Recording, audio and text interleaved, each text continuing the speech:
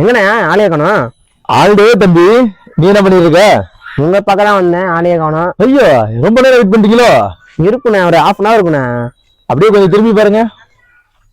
எப்பண்ணா இருந்தீங்க? இப்பதான் வந்தேன்.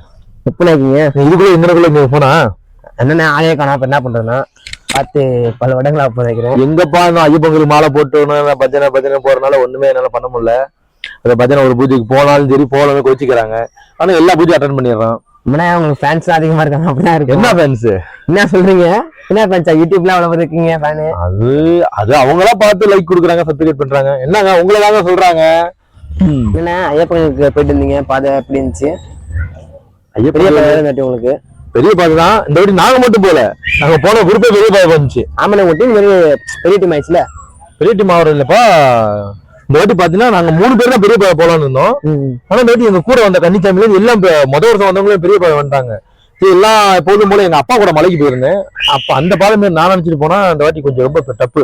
ஏன்னா கொஞ்சம் தூரத்துக்கு வந்து ரோடு போட்டிருக்காங்க. அதுக்கப்புறம் பார்த்தா கல்லு பாறை அப்படி இருந்துச்சு. இந்த அழுத மலையில சத்தியமா அழுக வைக்கும் சொன்னாங்க. இந்த வருஷம் நான் அழுதவே இல்லை.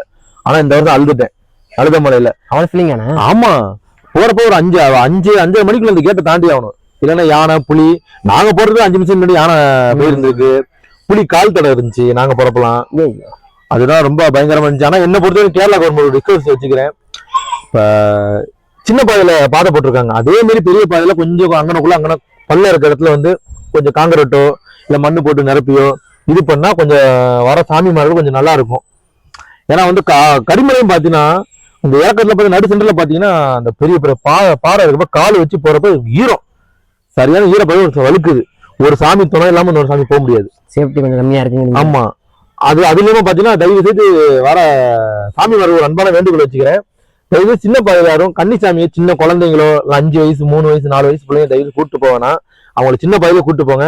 இது பம்பா கணபதி ஐயப்ப பக்தர்கள் சார்பாக ஒரு ரிக்வெஸ்ட் வைக்கிறேன்.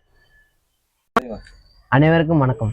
லவ் ஃபார் யுவர் சேனலுக்கு சப்ஸ்கிரைப் பண்ணுங்க, கமெண்ட் பண்ணுங்க, ஷேர் பண்ணுங்க. தேங்க்யூ.